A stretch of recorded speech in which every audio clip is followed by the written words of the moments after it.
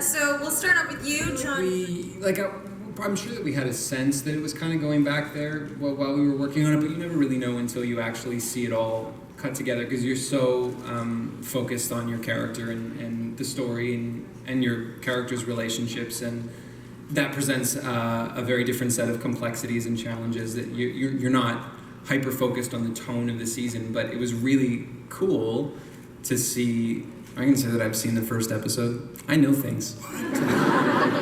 It was really cool to see the first episode and feel that hair trigger mystery, like you're on a really fast train and it's going toward a very scary tunnel.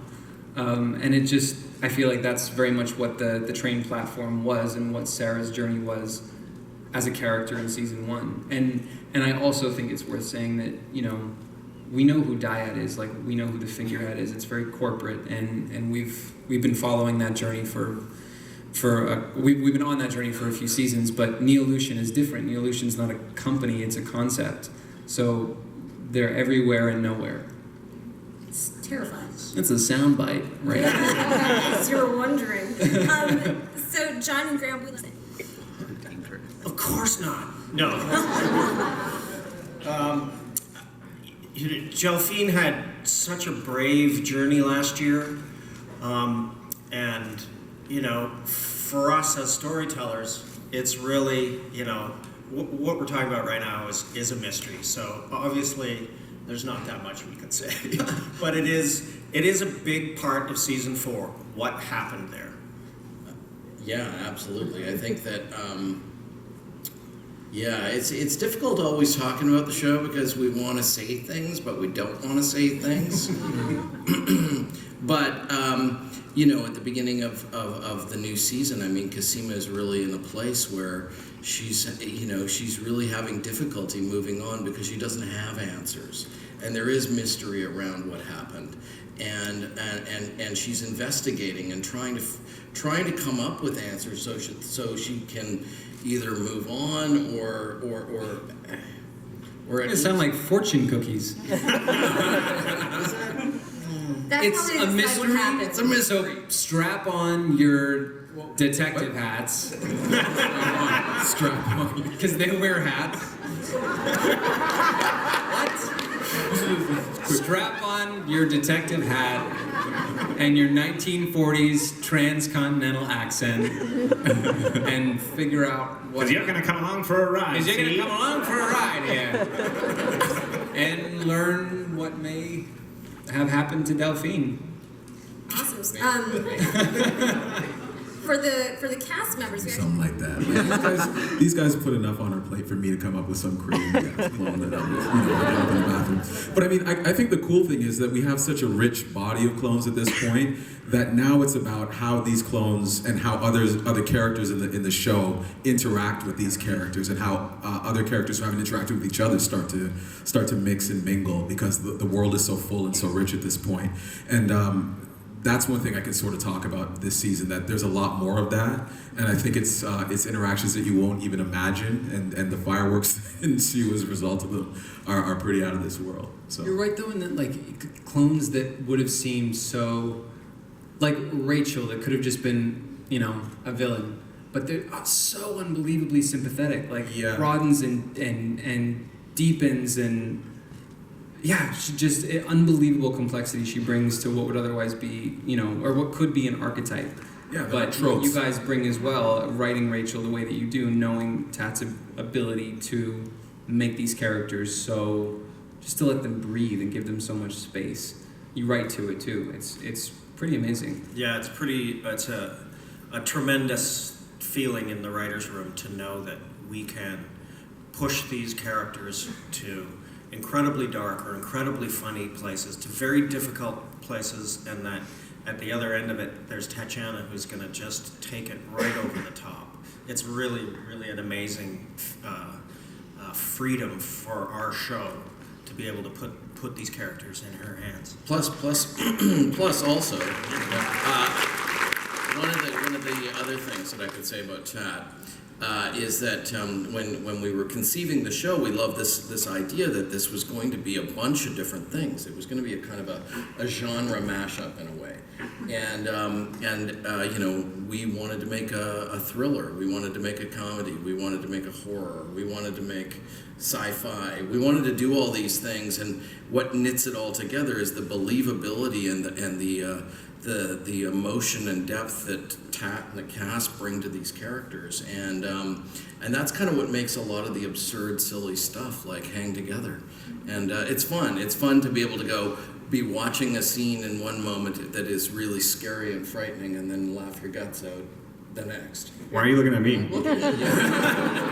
I'm the serious one.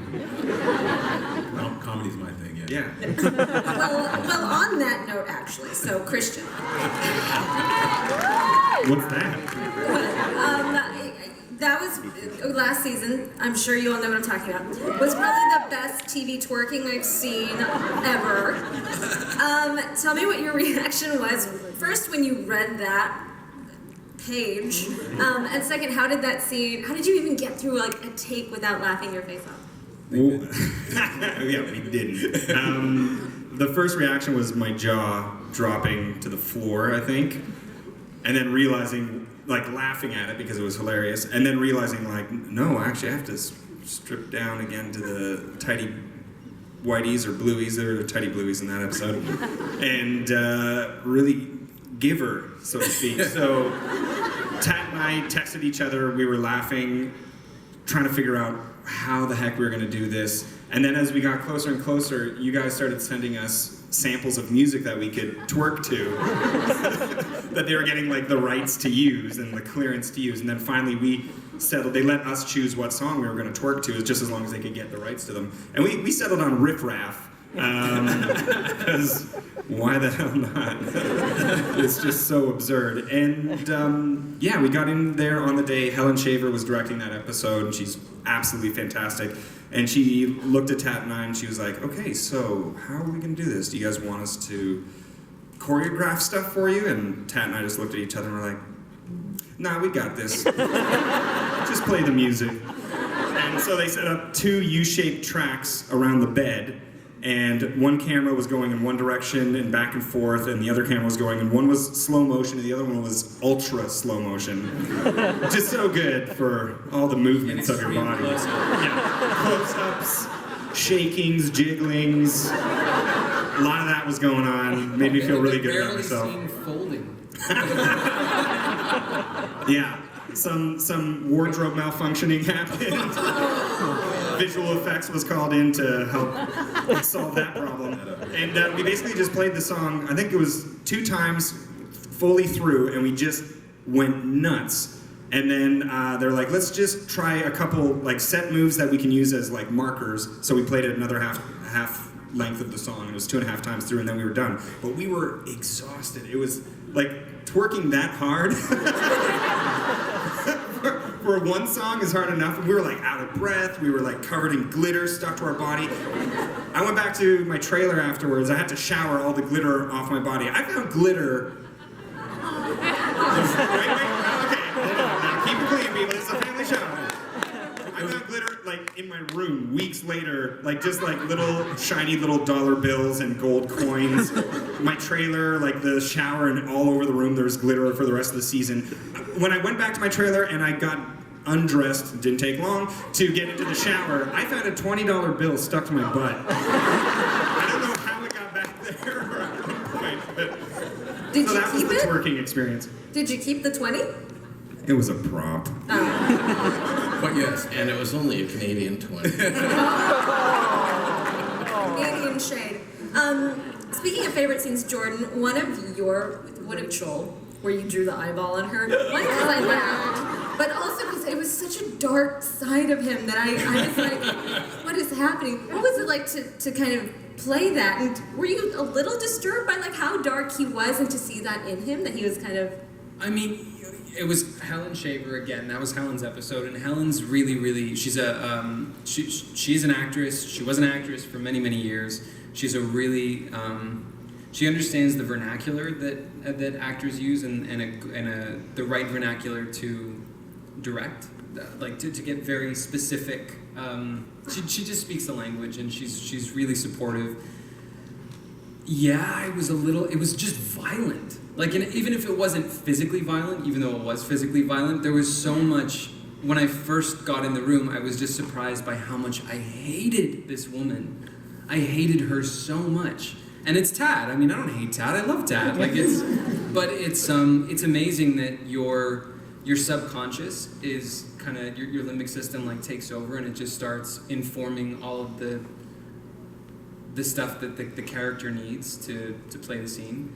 And Tad was amazing. She just received it all. And it was uncomfortable. Like, it was probably one of the more uncomfortable scenes I've ever shot in the show. Because I'm not, unless I'm talking to like a customer service agent, I'm usually not that mean. I'm not violent. But honestly, like, if Verizon could just improve their customer service programs. Come on, guys. No, but it was. But it's cool to sit in the discomfort too. Like, anytime you're uncomfortable as an actor, then it's just immediately you're like, oh, I found something challenging. We haven't done this yet. Right. Are we going to see more of that in season 4, you think? Maybe not necessarily like the violence, but I think it's safe to say that there are a couple of contentious relationships. There's some friction, and I think, as I was saying earlier, like, Felix needs to sort out what Sarah means to him and what S means to him now that he doesn't have this blood tie that they share. And there's, I'm sure there's jealousy at play. There is jealousy. I'm saying it like I don't know. There's jealousy at play. And, he gets a lot from Sarah, like a lot of intimacy, a lot of support. So if he's not getting it from Sarah, maybe he's getting it somewhere else. Whoa, guys.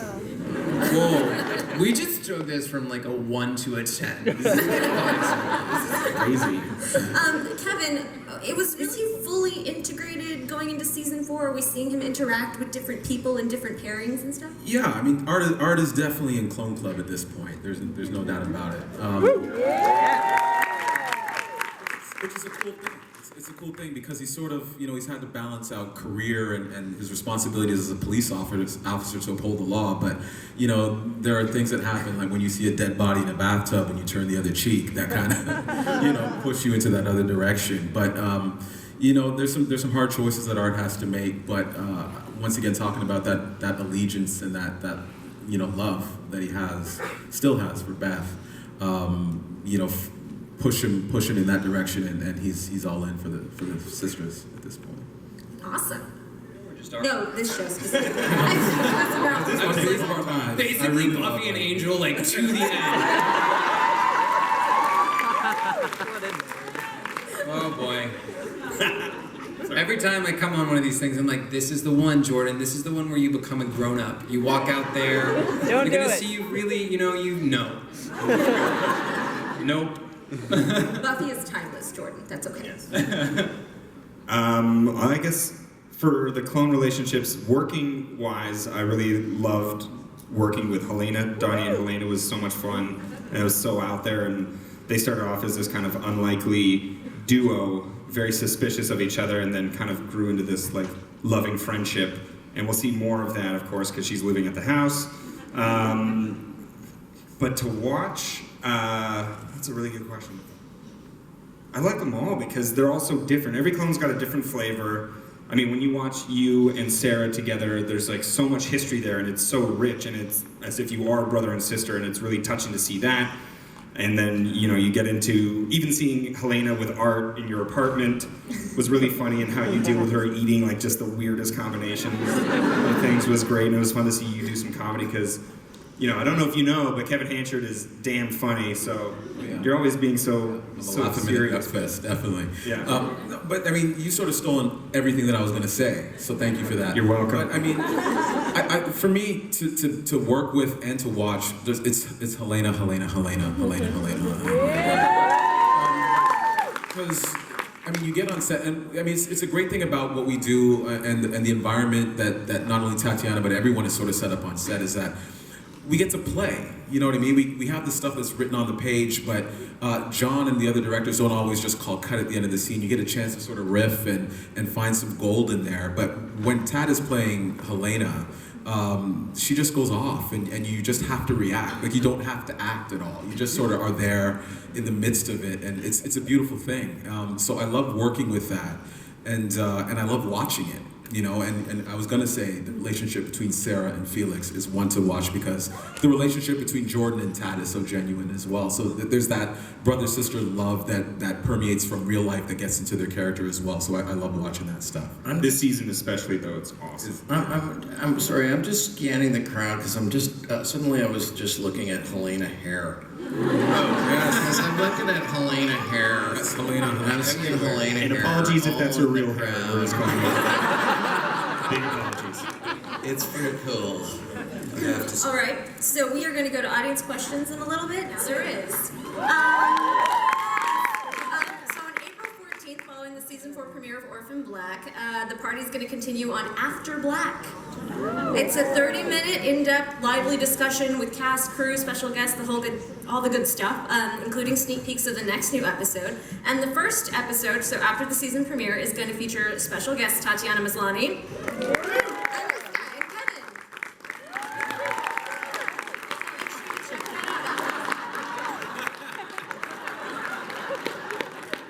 I'm gonna be so funny. It's so funny.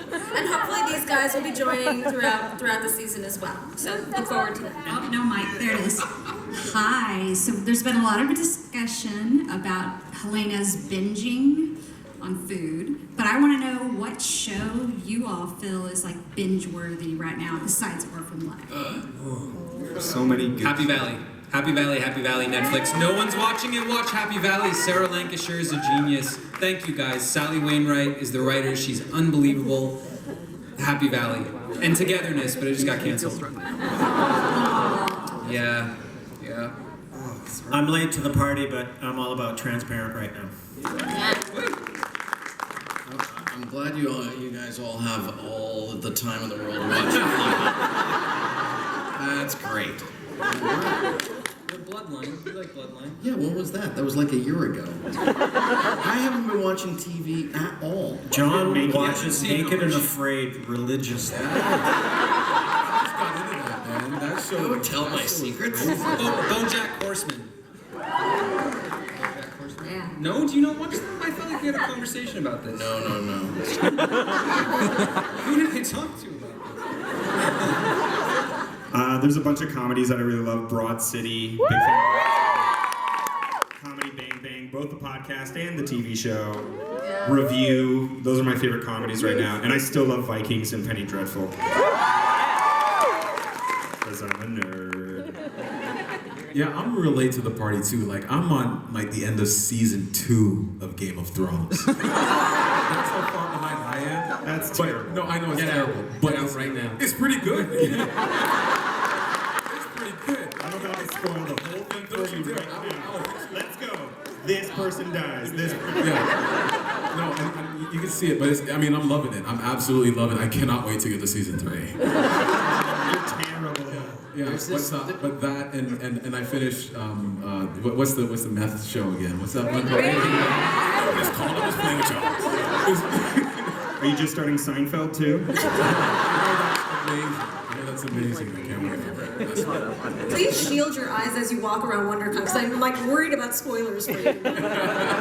Horribly. Do you want me to do the backup beat? Want to be boss? Just me. Hey everybody, welcome to the Clone Show. We're having fun and we want to know that you're here with us. Have a good time and grab a Coke and just let's stay back. Yeah, that's it. I think it was a huge mistake, but they really like it. So we changed it. Sorry, Mom. Did you really change it? No. Because I love that song. It's you know that it's Two Fingers, which is the other. You're like a politician up here, man. You're like terrible radio. Yeah, like Total. the doctor's office. Change the subject like Donald Trump. Listen. We do our best we have a lot of characters on the show, and we do our best to kind of keep as many balls in the air as we possibly can. Someone loved that one. We're making What do I say? That's the best non-answer ever, man. I love that. Thank you. I love that. She's like, why did I even? Like, I give up. She's like, I stood in line for 10 minutes. Clones on the show, and maybe some you love more than others. And I was wondering, if you had a choice, which one would you sleep with, marry, and kill?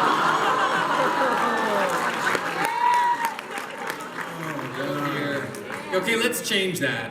Yeah. Let's change that for everyone's sake. Yeah, good call. Not shag, marry, kill, but Like, hug, hug Massage. or best friends for life. BFF. BFF. Hugs. Wait, hugs, handshakes, And bake with. Handshakes and Bake a cake with. bake a cake. That sounds worse. Is this your thing? Is that how you like? I I'm said gonna it. bake you It's a already cake? there. It's already out there. I said it. Bake a cake with. Well, obviously you bake a cake with Allison, Yeah, she's gonna nail that cake. or you bake one with Yeah, like ace it.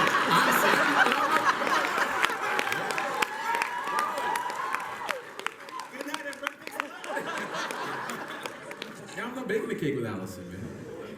No, I'm baking a cake with bake it Casima. with- bake it with Casima. Casima's gonna put something in the cake. Yeah. I think no one's made Rachel a cake. She deserves a cake. I'm gonna make a cake I for want to Rachel. hug Rachel. Yeah, I wanna hug her.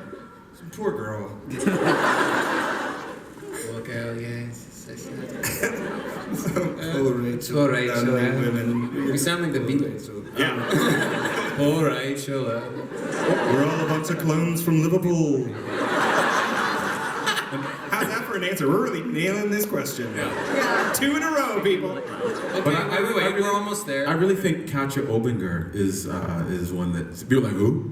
Katja. We know who Rock Katja and is. roll. We watched the show. She's what were the- She's dead. So I'm not gonna hug her. I'm not hugging her. She's dead. That'd be gross. Dead. if she were still alive. Hang on, we have hug man, Rachel. She's hug, dead. bake a cake. Bake a cake with Allison. Yeah. We all say Casima, we totally get baked while we bake the cake. We know we want Allison. It's going to taste better in the end. Yes, this is true. And it'll look fantastic. That's why Donnie has a dad bod, is all the cakes that Allison makes. So then, who are we giving a handshake to? Rachel gets a handshake. Everyone's like, Keep her out. Rachel. No, No, I would personally make Rachel a cake. She needs the love. Oh, okay. All right. All right, we have time for two more questions. it's just Since that's what got me into the show. But I was wondering if we're going to see more of her relationship with Felix, because I really missed that relationship. I think it's safe to say there's a hijinks or two, and there's another fun relationship that we got to see a little bit of a glimpse of that I think we also get to play with a little bit. I like to become her sometimes while I'm doing press. Really love her. And Felix really loved her, and it was a really logical pairing. They both say exactly what's on their mind, for better or worse. Usually for worse. So I think, yes, we are going to see a little bit more Felix and Allison, because I love that dynamic too. There's so much with Sarah, it's so weighty and heavy, and then Allison is so light. And I don't know, maybe Felix and Donnie could have some fun too at some point. I don't know. That would be great. I wonder if that's gonna happen. That'd be cool. That'd be really cool. No, watermelon cantaloupe. Thank you. Next question. Will we be seeing Tony at all this season or in the future? Graham. Graham, can you answer that question? Come on, Graham. I totally love Tony, and we really want to see him. This sounds exactly like the way I answered that. I have an image in mind for when Tony does return to the show, and it begins with a muscle car pulling up, and that classic low shot of the door opening and some Felix is in a bikini. dirty cowboy boots. turdy cowboy boots get out, and as John's camera slowly pans up the jeans, and you're like, "There's Tony!" And Felix is in the back seat. And Back in Black is playing while I wash the hood of the car.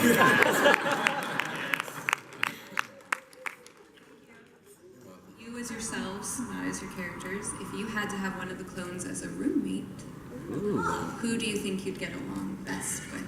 Oh.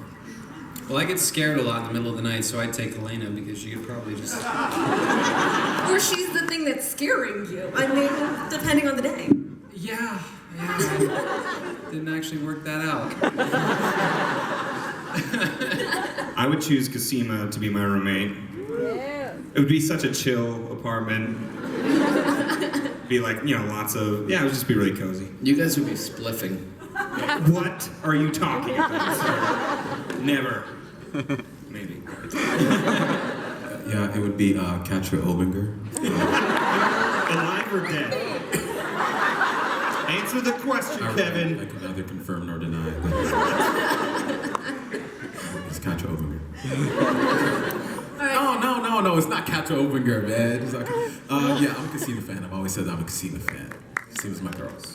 I would have all you men as my roommate. Thank you. I think it'd be cool if we all lived in a house together. Don't you think? Sounds like us.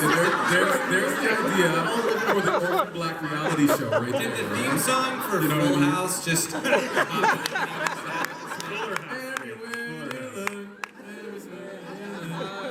I just really wanted the opportunity to get to know you guys on a much more, on a deeper level, And I